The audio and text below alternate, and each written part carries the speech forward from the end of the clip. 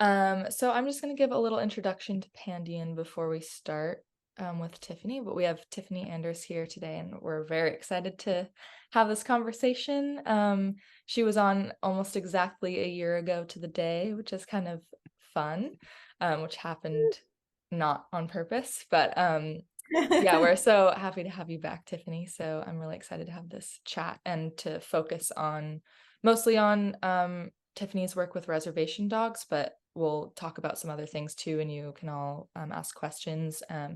And we'll also be collecting song submissions from you all today. So if you have one, or if you don't have one ready, you can use this time to get one, and we'll give you the link at the end of the call. And then we're going to make our little Pandion playlists as usual on Disco to send over to Tiffany for her to use if she'd like, or just to have there for other supervisors to find.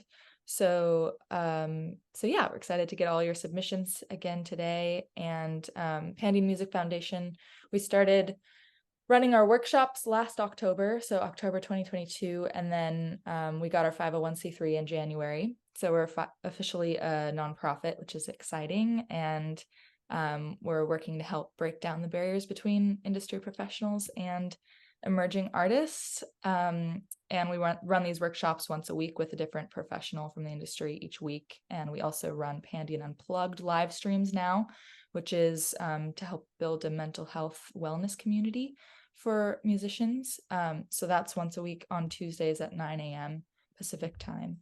So if you haven't joined one of those yet, please do. And those replays are up on our socials as well. So if you feel like you need a little extra support, that's there for you. And yeah, we've got really exciting things coming for the new year. Quite a few events in progress planning, so keep an eye out for that. And if you haven't joined our creator circle yet, you can do that on our private Facebook group, and I'll drop a little link in the chat for everybody if you don't have access to that yet. But just to introduce Tiffany real quick, she's a music supervisor, critically acclaimed, has worked on critically acclaimed television series like Pen 15, The Chair, FX's Reservation Dogs, which we'll talk about today, and You're the Worst, and the 90s set comedy series Everything Sucks. Recently, Tiffany supervised Elizabeth Olsen's lauded drama Sorry for Your Loss, Netflix's hugely popular Firefly Lane, and A24's forthcoming Beef, which has come out now. She has also helped a number of acclaimed directors like Drake Doremus and James Pon. Oh, I don't know how to say his last name actually. Ponzel. Console. Is that right? Yeah, Ponzel. Put stellar soundtracks together for films like Crazy, Breathe, In Equals, Smashed, and The End of the Tour and the Circle. And has been working on more things this year, and I'm sure we can chat about those as well, which will be exciting. But welcome, Tiffany. Thank you again. Thank you for having me. Happy to be here with you all. Yeah, looks like we've got a good number of people here today, so that's great. Hopefully good questions, so keep questions in mind, everyone. Yeah, so this month we've been focusing on the music industry and musicianship from a Native lens, trying to help focus on that during November, which we all know is the month for Thanksgiving. So just trying to kind of refocus onto the Indigenous and Native lens in the US and North America. So I immediately thought of you just because of your work with reservation dogs. And I originally found you from that KEXP article that interview that they did with you about your work with on that production, and how you really focused on an authentic soundtrack that represented the cast, which unfortunately is still, I think, more of a rarity than it should be these days, but was interesting that the director and the team was really wanted to focus on that and how well it turned out, which is great because then people can see how that can work really well. So yeah, I just wanted to talk to you about that. But if you maybe wanted to give a little bit more of your background first, just for people that don't know you, that would be great, and how you got into music supervision, and then we can talk about that more. Sure. Yeah, I'm a music supervisor. I've been doing this, I realize, like 15 years now, which is crazy. um, and the way that I got into it was I'm a musician, and I have been, putting out records, indie records, really kind of lo-fi stuff, and working several odd jobs and trying to support myself in New York. And my mother is a filmmaker, an independent filmmaker, and she was in film school when I was a kid. And so I spent a lot of time around her kind of struggling with getting the rights to music for her films. And her films are very music centric already. So, she's a music fan. So, I would kind of hear her, total heartbreak when she lost a song, or, just random things, even on her first film that she did when I was like 10. She was still in film school. And, one of the characters was playing the Bonanza theme on the bass, and they tried to clear that and couldn't get it cleared, so they had to cut the scene. So very early on I knew that this was a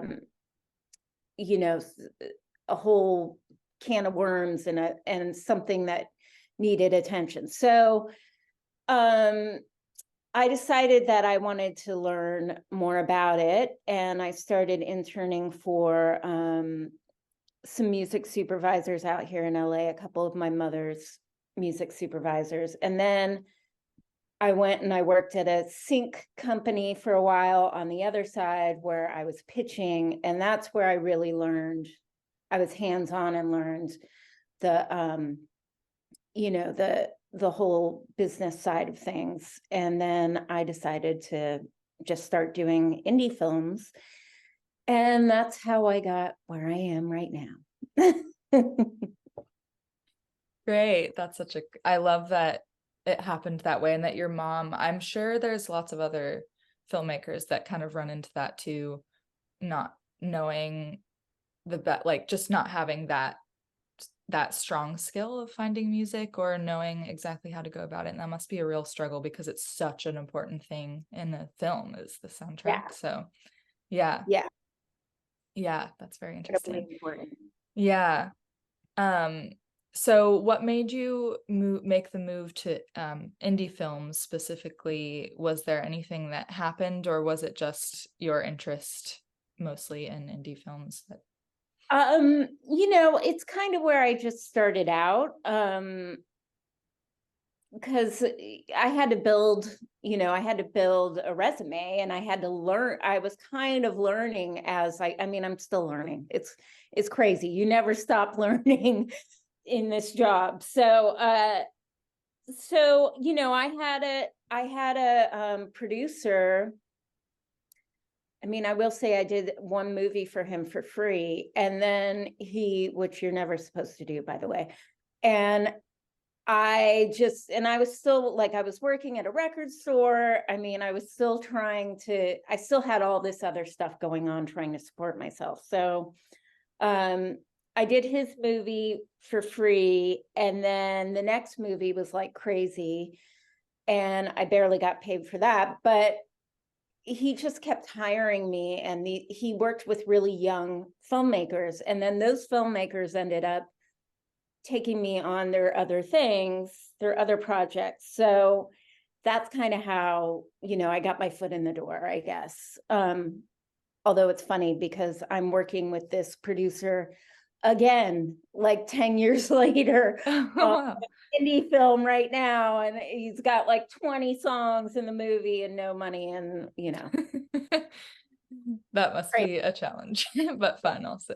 That's Yeah. great. Um, yeah, so when I was learning more about Reservation Dogs, I saw Sterling Harjo was the director, is that right?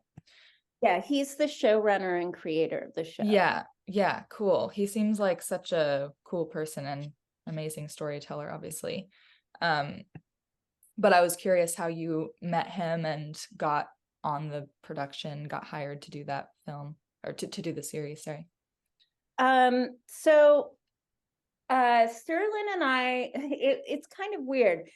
My mother had actually met Sterling because she was part of these things called the Sundance Labs, um, where the Sundance Film Festival has this native writing labs for Native American writers and filmmakers.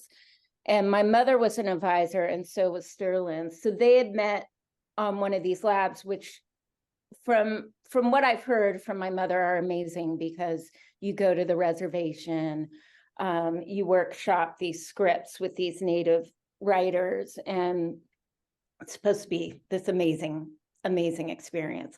Wow. But that was like years ago.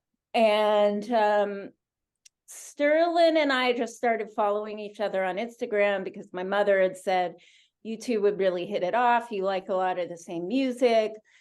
And he actually just wrote to me one day on Instagram and said, hey, I'm going to do this series. And, would you want to be on it? And I was like, oh, hell yeah. Because him and I had been sharing music through Instagram for a long time, but I didn't really know anything about it. I didn't know, so yeah, right after the pandemic, like 2021, I start getting all these phone calls that are like, we need you on this series. And, I hadn't read any scripts. I didn't know anything about it really. And I just kind of like jumped in because they had already made the pilot and then they were going on to shoot the rest of the series. So Sterling, he had a playlist of stuff and he called me and he said, I got Lee Hazelwood and Jesse Ed Davis, and this was all stuff that him and I had shared before. So or we knew that we both had an interest in. So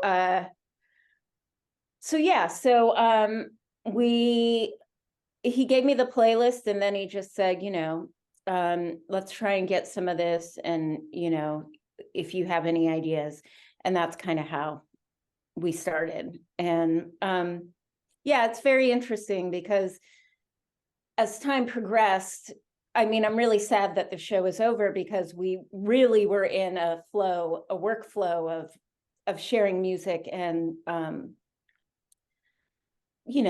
just really knowing each other's sensibilities in terms of what was going to work for the show.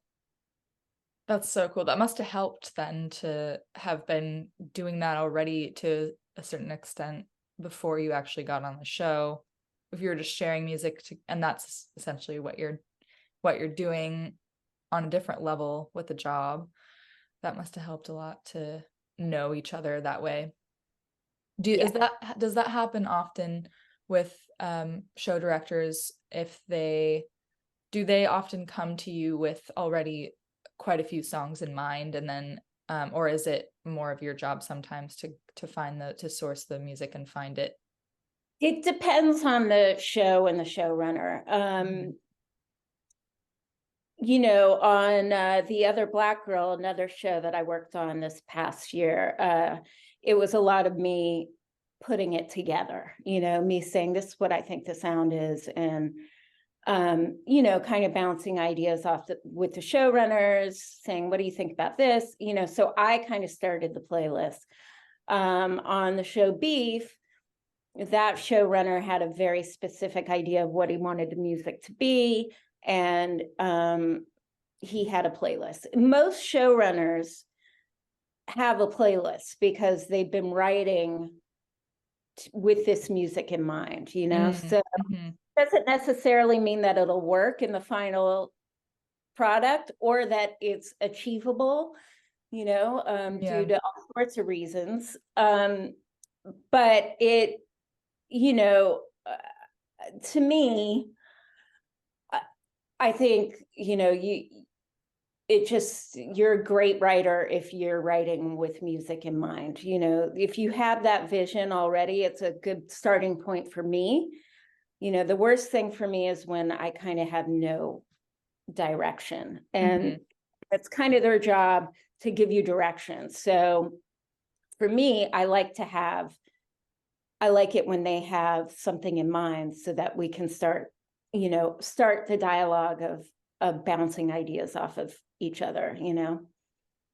Yeah, that's Because great. the music world is vast, and and there are many different tones that you can take, so you need to be able to have it narrowed down. Yeah, yeah, that makes a lot of sense. And then also when you run into issues like not being able to get a license for something that doesn't fit in the budget, I guess that's a good thing that there is so much music out there, because then you can find other music that fits the scene in a similar way. But Yeah, I mean, yeah.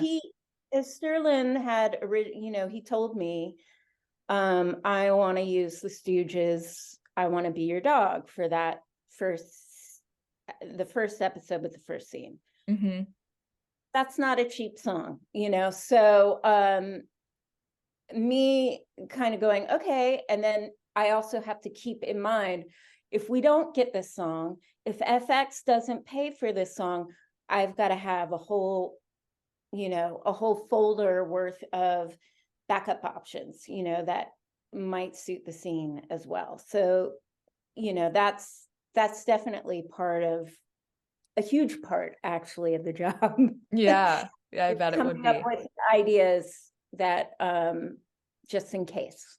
Yeah. And is that something you kind of immediately go to when you hear their requests for songs, is okay, immediately starting to think about those Yeah. backups? Yeah. Yeah. Yeah. Cool. So about the other Black Girl, as you mentioned, you said that you had worked on that soundtrack as well to be representative and focus on women of color. Um, Yes. can you talk a little bit more about that and how that looked, and was that a similar kind of idea and theory behind it as Reservation Dogs was with Sterling? Yeah. So on the other Black Girl, it was a novel before it became a series, and the author of the book was a showrunner, or she was a producer on the show. So her and I actually started connecting a little bit more on the music before the showrunners came on. And but she was kind of hands off. So she would throw out some things like SZA or stuff like that. Um, and then I kind of took the ball and started rolling with it. And I felt like this show was very specific to a female experience and very specific to a female of color's experience. So for me, I related to the show as a woman in the workplace. And then, I just thought there's so many interesting women of color doing all sorts of genres of music right now. And I really wanted to include all of that. I wanted it to be, we use Sudan Archives, who's this violinist, and I really kind of had to push to get her song in the final cut of the first episode, because it's a little avant. It's not pop. It's got a great hook, but it's not glossy Megan Thee Stallion, that kind of a thing. So I I really pushed for kind of outsider female of color artists for that show, and I know that the author was very much on board with that. And the showrunners were so open-minded and sweet, and anything that I sent them, they were really open to my ideas. So that was a very interesting working experience, and I really, really tried really hard to dig deep on music for that show. Cool. Yeah, I would love to watch that one. That seems like, and you talked about, I think I had seen that you mentioned somewhere that the well, and you can hear it also in the soundtrack of Reservation Dogs, that the genres are so diverse in that as well.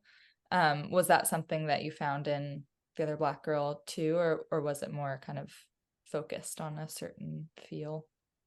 I was looking particularly for new artists on The Other Black Girl, because it's Gen Z, and I really wanted it to be a show where we would use a lot of artists that people hadn't heard before. That was important to me. Some of the stuff that we got in just are recognizable things that people can attach themselves to, or recognize. But for me, it was really important to also put in artists that were new, that maybe had been overlooked. That was a big part of how I worked on that show. Yeah, cool. I love that. There was, did that show have Oklahoma was like a very strong presence in Reservation Dogs, the place itself. Do you find that often in your work that there'll be like a location specific type focus for the music? Or was that something new you had done with Reservation Dogs? I think with Reservation Dogs, it was very important, probably more than some of my other shows, actually, because it's set on it's Reservation Dogs, and that's a place, it's in the title. So having things that reflected Oklahoma was really important to Sterling, because it was very much about his experience on the reservation in Oklahoma. So we really focused on Oklahoma artists. And of course, Sterling knew from all genres. I'd say to him, I was like, have you heard, hey, do you know Dwight Twilley, who was this 70s like power pop rock guy, who, again, one of those who not everybody knows, but like Tom Petty played with him, but I knew that he was from Tulsa. And Sterling, of course, was like, oh yeah, I know him, I've interviewed him. So Sterling knows like anybody, any Oklahoma artist. He's got his finger on the pulse. He knows about them, whether they're a power pop 70s guy or a new country songwriter, Zach Bryan being one of them.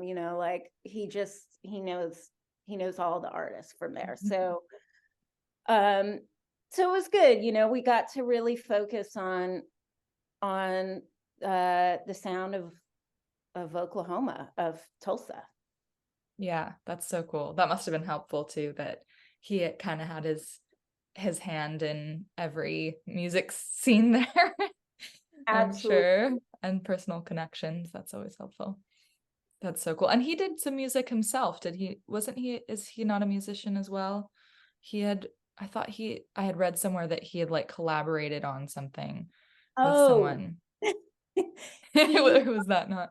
he helped with the end of the season, this last season, the end of the song at the end that Mato, the composer, they played on it together. Oh wow, okay. Yeah, Sterling often at our spotting sessions and stuff would be on his guitar. And I'd always Nice. say, you're playing so well, you're such a good finger picker. And then he'd be like, but this is all I can play. Like, he's like, yeah, it sounds good, but this is all I can play. And I'd be like, no, you sound like you're a guitar player. So yeah. I always wonder that when I go into guitar shops and you hear people in there playing, and I'm like, do they actually know how to play guitar? Or do they just know that one song and they want to go Yeah. show off? Yeah, that's great. Um, well, yeah, that sounds like both of these projects sound just so interesting and like such cool productions to work on. Was there anything that surprised you about your work with them, either one of them or both of them, if there was anything that kind of stands out you remember being surprising or something unexpected? Um, well, on Reservation Dogs, we had a lot of unexpected things happen. This past season, I got, so I get submissions for stuff. And and I will say on this particular show, it was very important for me. It's always important for me to pay attention to submissions, just so that you all know. It's very, very important to me. And it was particularly important on Reservation Dogs because any Native American artists, I wanted to make sure that we were listening to. So I would get submissions, I'd listen, I'd send them to Sterling, I'd make sure that he was getting them as well, so that we could, if there was any artists that we didn't know about, that they were getting heard. Mhm. But on the flip side of that was that Universal Interscope had hit me up about another artist that they thought would work in Reservation Dogs. And they kind of let me know what was coming up in their roster of things. And I will say, we didn't have a massive budget on Reservation Dogs. It was pretty modest. And so they're saying, we've got Olivia Rodrigo and all this. And I'm like, yeah, we can't afford that. Like, you know. And I said, oh, that's great. And they said, oh, and also we've got the Rolling Stones coming out. And I said, oh, I can't wait to hear that. I'm a big Rolling Stones fan, who isn't? And so they sent me the album, and this was back in the summer, and I listened to it, and I was actually very shocked because I had it before without any artwork or knowing who was on it or anything. And I was like, this sounds really good. Like, the production. And I was like, I mean, it is the Rolling Stones, but you're like, they're 80. Like, what have they not done? I mean, it's going to be cheesy or it's going to be this, no, it was like, it's blown away by Mick's voice, blown away by the production, blown away. Like, I was just like, this is so Wow. good. And so I wrote her back and I said, thank you so much for sending me the album. I can't stop listening to it. It's so good. And then she hit me up and said, would you want to consider one of these songs for Reservation Dogs? And I was like, what?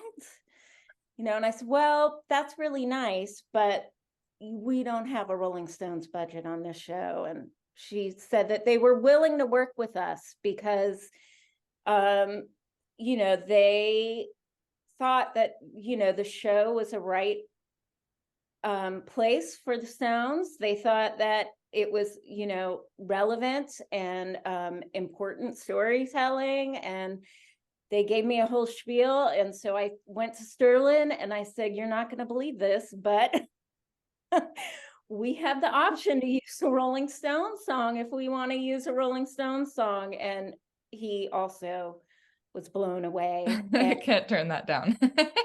I said, and I'm telling you, the album's really good. So I asked them to send the record to Sterling, and Sterling and I were texting. He was like, how the fuck does Mick Jagger sound this good? We were just like, I said, it's insane. It's like crazy how good it is. So yeah, we both were like, we're going to find a spot for this because we can't pass it up. And the album sounds great. So, Cool. and for me, I felt very honored that we got to use one of their songs. I mean, it's like one of the high points of my career is having that happen. And and it worked really, really well over the scene, and it just all kind of fit together. So it was very exciting for me But and for yeah. Wow, that's so cool. And that's also just another, like, it's great to see that they sought you out to be a part of this production that they thought was great and believed in, and that you were doing amazing work. And that's cool that, like, I think every musician has, since as a musician you already have like a slightly higher platform to use your voice. I think it's just yes, important to take any opportunity you can to support the things you believe in and to do that kind of thing. It's cool that like an artist that big or group of yeah, artists that big are doing that too, because they can, I mean, they could get anything they wanted, yeah, and it's like I they're, mean, they were have NFL ads or yeah. whatever, and and yeah, just like you said, it very much restored my um my kind of faith that the music industry isn't all about money, and all these Yeah. really made me feel like this really warm I don't know, thing about my job and about music and creativity and Yeah. storytelling. I mean, all of it, it really restored my faith in the goodness of how this stuff works, Mhm. or just the yeah, that you can put all that shit aside and Mhm. just come together and do something that's Mhm. great. Yeah. Yeah, I love the definitely. Stones even more now. Yeah. It makes me love them even more too, knowing that. That's so great. Oh, that's amazing. Um, yeah, so as I'm sure being a musician yourself too really changes the way you look at things as a supervisor and the industry also. Has that affected your work as a supervisor, being a musician and knowing the struggles and challenges and just how it works to be an indie artist and or an artist on a label even, but Yeah, is that I mean, it's funny. I when I was an artist, I didn't know anything. I mean, I didn't really understand publishing. Like, I put out an album and I got offers for publishing deals, and I didn't know what that was. I was like, Mhm. what do you mean? What do you mean publishing? I mean, I was 25 at the time, but still. Uh, so jumping in on this side was definitely an eye-opening experience. And the biggest thing that I've gotten out of it, besides just knowing so much about the music business side of this job, is that I feel like I'm in a position to really advocate for artists, and it's that's hugely important to me, because I'm kind of in the middle of of you know the creator of the show, who's also akin to a musician, and then dealing with the music business side, and kind of like being able to bring these two creative things together, and being an advocate, on many levels, to showrunners who don't want to, or directors who are like, why do I have to pay for this, or why is it so expensive, or why, that type of a thing. And also for musicians who might not know that their publisher is asking a crazy amount and they're going to lose the sync or whatever else, so I'm kind of in the middle there, and I I like being able to give musicians opportunities. I like being able to, advise musicians as best I can, because I think it's a really, really complicated business, Mhm. um, and it's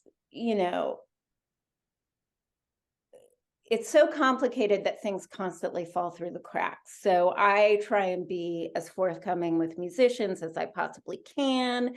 Mhm. And anytime they ask for advice, and being able to sync a musician that, you know, isn't the Rolling Stones, and giving them an opportunity is like so joyous for me, Yeah, that is so so cool.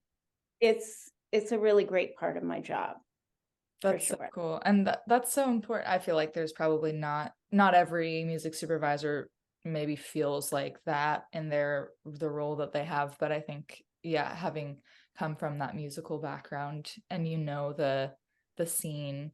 I think it's interesting too because the I've always kind of thought about this, how like music touches everyone's lives and is so important to everybody, but and what it's not the same to being a musician and being in the music scene. It's not the same as any other career because a lot of other careers, people are not involved with it all. You might know nothing about someone's career who's, a type of maybe like physician or something because it doesn't affect you directly, but music affects everybody. Yet a lot of people don't know anything about music careers, even though they're benefiting from that person that's making the music. And so it's just really interesting and I think so different than a lot of other careers and professions and things you could be doing in your life. So it's really great that I think people do take that role of advocating and being that bridge, because I think there really is a lack of that. And that's a lot of times why artists are taken advantage of, or just not, music can be used but not given the credit that it deserves and things like that. So yeah, thank you for I doing that. remember on all my indie movies, I'd have to explain, I'd go, music is not air. It's not just something that appears.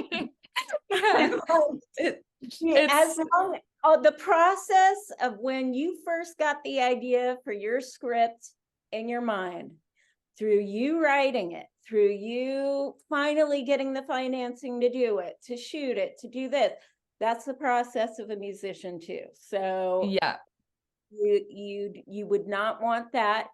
You would not want that for your project. So you gotta realize that there is a whole process to creating art, music. yeah, yeah. It's interesting, like being a musician, and I'm sure a lot of us, it's like this is so much of our world to hear that people think Yeah, that they don't yeah, see what goes on yeah, behind the scenes, and yeah, you're like, what? This doesn't just come out of yeah, nowhere. yeah. Yeah, that's crazy. But yeah, that's so cool. So actually maybe we've got like about 20 minutes left. So I will open up for questions. If people have questions, this is the chance for you to jump on. You can just raise your hand and I'll unmute you, or you can just pop them in the chat. So feel free to do either one. But yeah, it looks like there's actually a couple people here who are new to sync. So keeping that in mind, maybe we Okay, could do a great. little bit more of a chat about what sync is in general. But Marcus has a question, so I'm gonna unmute.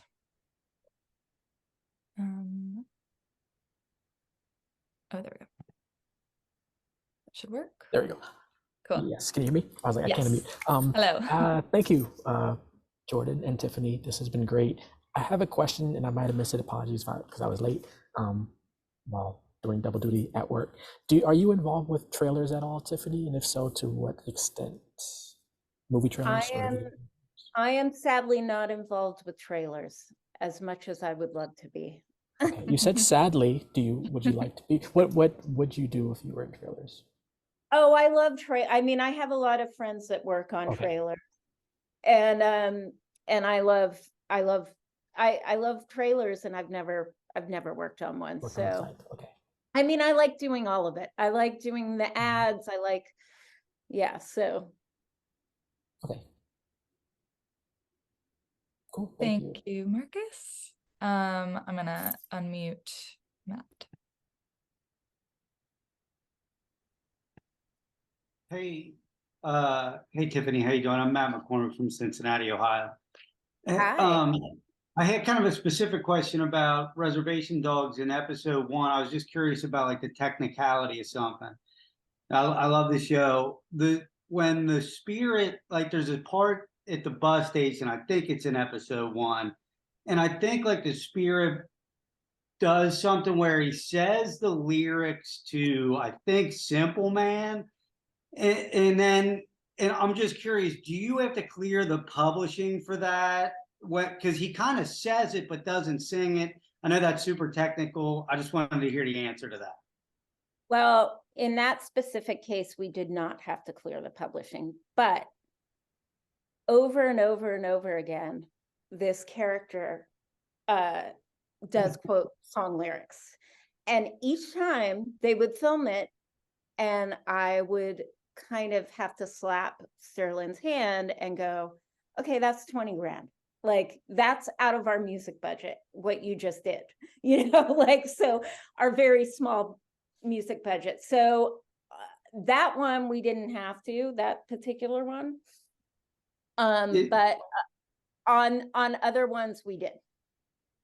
Is it because, like, technically in that situation, is it because he just kind of says it and doesn't sing it? It was just a few lines, and I think it was the title of the song, so it technically didn't need clearance. Okay. But I know what you're talking about, because I flagged it. But in another episode, I think he says he sings "Carry On My Wayward Son," and I think we had to clear that. Like, there was certain things like that happens quite a bit on Reservation Dogs.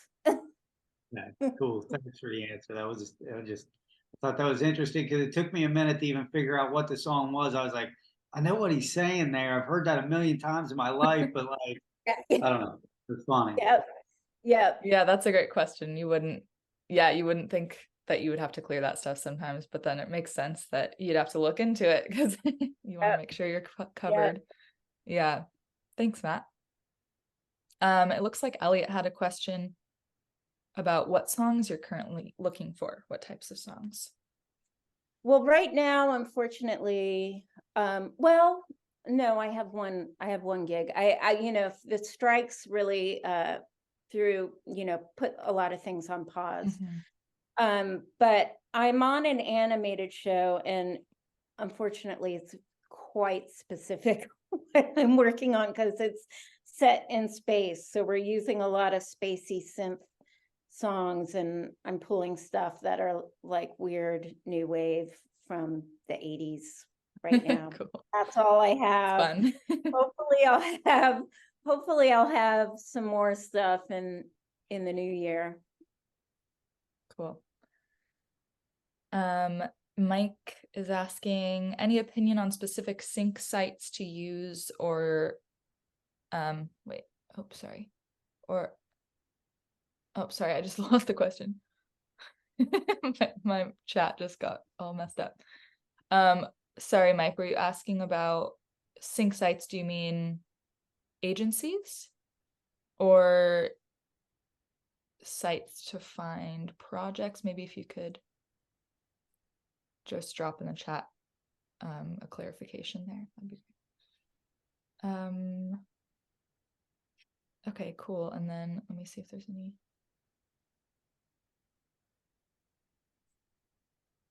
Online sync libraries that you can sign up for, like Taxi. Are there others that you would recommend? God, I don't know any, to be honest with you. Like, I use APM like a lot. I'm on there all day long. So, but I don't know any of I use Marmoset too. I don't know if you guys are familiar with Marmoset. Yeah, I know Marmoset. Really I think are they based in Portland? Yeah. On the West So Coast, they kind of have all these different genres, and they're artists that are making things, it's not just a regular library where it's kind of anonymous, but I used a couple Marmoset tracks in The Other Black Girl, actually. So cool. A good one. I use them a lot. That's good to know. Yeah. Great. Jenny's got a question. I'll unmute you. Hi, everyone. Hello. Hi. Thank you for this workshop. It's amazing. I wanted to know, like, the opposite of Elliot's question. What kind of thing turns you off in a track or makes you be like, next? Good That's question. my question. That's a good question.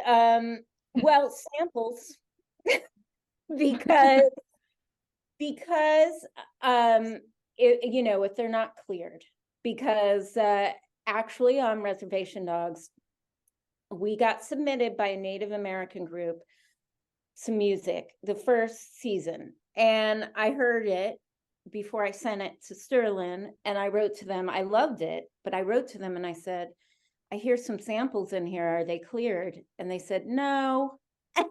And I said, well, then I can't use it on TV. So oddly, this past year, I think they had sent it the first season of Res Dogs. And this year, Sterling sent me their music and he said, can we use this? And I said, this is so funny. I go, they sent me their music the first year. Oh, wow. And I said, but their samples aren't cleared. So we can't use it. It was like, they sampled big things. And I will tell you, there's a Tyler, the Creator song that we wanted for the other Black girl, had a sample in it that is not, it's not traceable. So trackable. It was ridiculous. So, so you can't license that song because nobody can find the writer was some Canadian psych folk guy that Tyler, the Creator, sampled for this song, and you can't find it. So, so those types of things, because you fall in love with this stuff, and if it's a really good sample, you fall in love with it even more, and then you're like, I can't use it, and your heart is broken. Sterling loved the music so much that he was like, can't you clear the samples for them? And I was like, no, I can't. Like I was like, this is a whole thing that they've got to do before they bring it to us, So, A question about that. I feel like this comes up sometimes, but about covers. Is that something that also you run into with covers? I was like, because I'm actually making a cover right now and I'm trying to make sure everything's good to go with it before. But I saw that on like the distribution sites like CD Baby, DistroKid and stuff, it seems like they cover some of that. Like some of the right stuff with covers, but I'm not sure when it comes to sync licensing what that would look like. Well, covers are great, and it's especially great to know if the artist, if the songwriter is open to syncs. That's a good way for you if you want to cover something and you're in hopes of it getting synced. It's really good to find out if the writer is open to covers being used, because on this animated show, I found a cover of a Devo song, and I had previously had things with Devo actually on my indie film days where they said, we don't want you to use, it was a karaoke scene, and they said, we'll give you the master, just don't record your own master. We don't want you to do that. So I found a cover we wanted female vocals. I found a cover of this Devo song, and I had to make my case to Jerry and the band and say, listen, here's the song. Here's the cover version of the song. We wanted female vocals. This is why we want to use this version of it. And he okayed it. But sometimes the writers won't do that. They, for whatever reasons, creative reasons or money issues or whatever. That's come up a few times. In Excess too was another one. So that's interesting, just actually reaching out to the band or to the writer and just so that would be my word of advice if you're interested in syncs for it. Great. For the public. Yeah, right. Cole asked if you have any advice for how to begin the path to a career as a music supervisor. Good question. Yeah. Well, I think the biggest thing for me was working at the sync company so I could learn what that, kind of have hands-on experience of what the licensing process was, which is a huge part of the job. And it's complicated and it's annoying and it's, so I would say you got to get that under your belt. You'll see music supervisors out there that, maybe work on one or two projects that don't have clearance experience and then they disappear because you have to have clearance experience. You have to know how to do that. So, so I would say try and get a job, internships probably at anywhere like Universal or somewhere like that. You could even try and get in there and do that so that you really learn the whole complicated business of music licensing. And then, for me, I just started working on indie movies. And I know that's a little different now because indie movies are getting less and less and less, they're making them less right now, I think. So, I kind of just made myself available to new filmmakers. And it was really good practice for me and it's harder than any job you'll have once you get to a certain level. Once you're working on TV, I mean, right now I'm working on an indie movie and I'm like, oh my God, this is so hard. It's really good for cutting your teeth. So that's my advice. That's great advice. Yeah, instead of just diving into the deep end all on your own. Good to get some experience with an agency. That's a good point. Yeah. Vanessa's asking, what is your pitching process like when you have creative input on song selections? Typically for the other Black girl, I started with the scripts and I just started putting together a giant Spotify playlist of stuff and sending it to them. And I included new artists, and then I included artists from the past, women like Alice Coltrane. I thought, I really wanted to get stuff like that in there. Like I was just like, let's get female jazz musicians. Let's get, I wanted to get a lot of that stuff in there. So I kind of throw a bunch out there. I have an idea and then I throw a bunch out there. And then you go through the edits. And that's a whole process where, you'll have a scene and like on Reservations Dogs, Sterling on the opening scene of the second season, I think the opening episode, he was like, I have no idea what should go here. So then you work on it by the scene and you're watching the scene and you're playing music against it and then you're sending stuff. And, so that's kind of that's the process for me. Cool.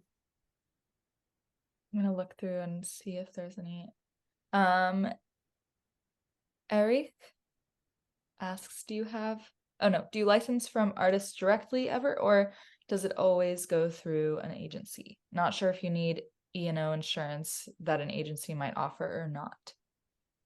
I've licensed from artists directly, and in fact, we did that a lot on Reservation Dogs because we were using, we were using a lot of indie artists that had no representation, and in fact, I helped a few artists get representation after we, go to an agency after we had used some of their songs. So I do license directly from artists. And yeah. Cool. That must help too if you get a placement and then you approach agencies after that. That helps your resume, I'm sure. Yeah. Absolutely. That's great. Okay, I think I got most of the questions. If anyone else has any questions, please drop them in. If I missed one, you can post it again at the bottom of the chat. Okay, I got most of them. Jenny asks, how many records do you have?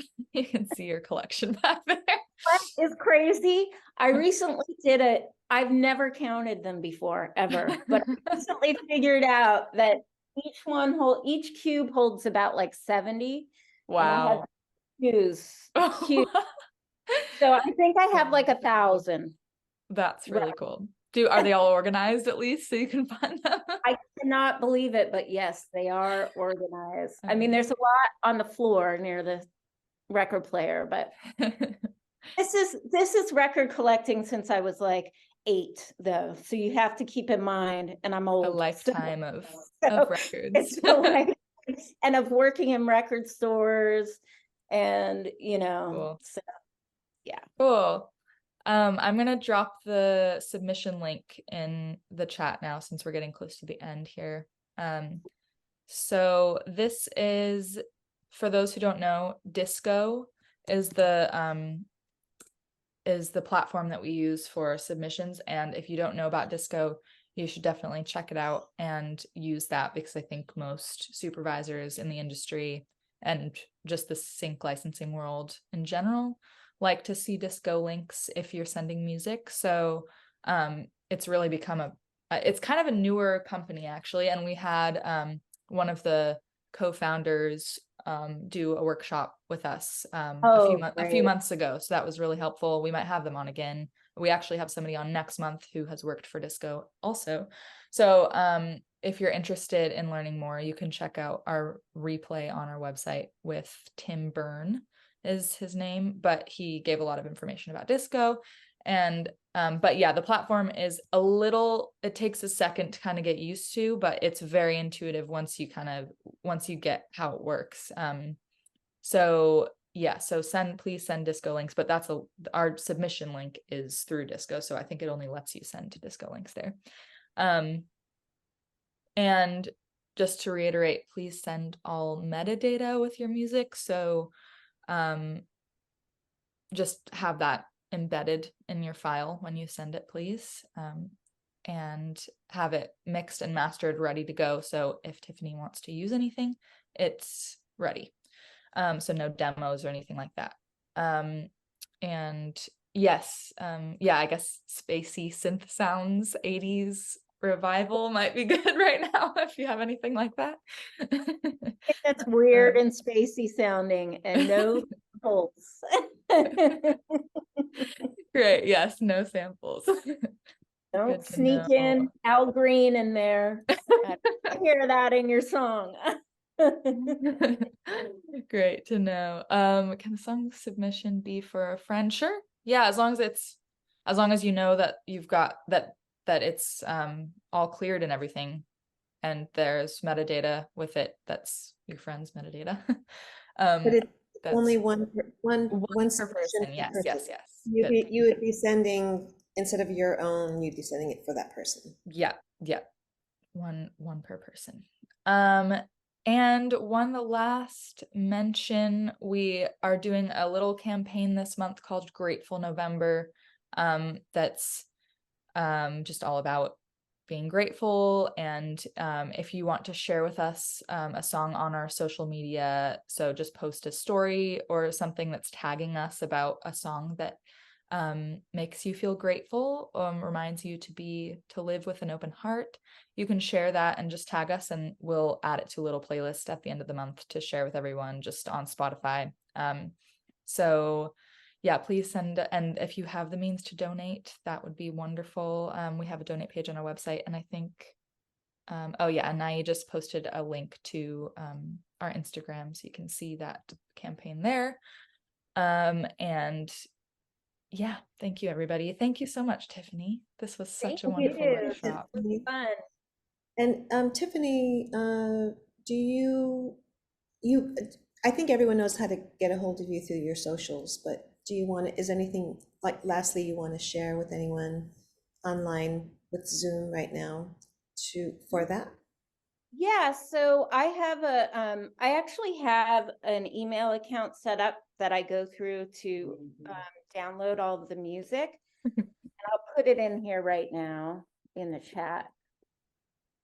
And this is where I I go through the music, I download it into my disco, and I listen to things. And I kind of do this, I try and do it every morning. So that's the account. If you guys have submissions that you want to send to me, you can send it there. And disco links are the best, just so that you know. Because I put off, I'm going to be honest, anything that's not a disco link, and some of the big labels still aren't on disco, anything that's not a disco link, I put off, because on disco, you just click it and it goes into your disco. And so if it's not on disco, it gets pushed to the back of the pile. That makes sense. Yeah. Yeah. Yeah, I'm What like, did I'm people not do before? to download this. I know. I can't believe I ever like dealt with iTunes before. Like I had to make playlists on it's just crazy. Yeah, it's definitely, this has made it easier, like specifically for sync purposes. Yeah. It's just like incredible. And for your own, like it's helped me a lot as a musician, just keeping like my catalog organized.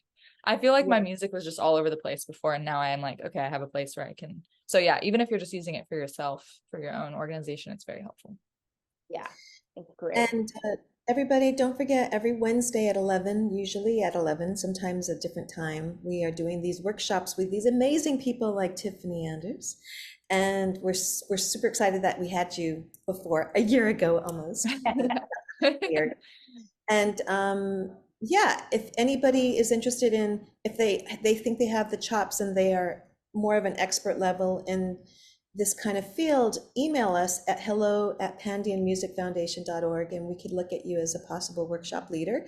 Or if anyone wants to volunteer, also hello@pandionmusicfoundation.org. And also on Tuesday mornings at 9 a.m.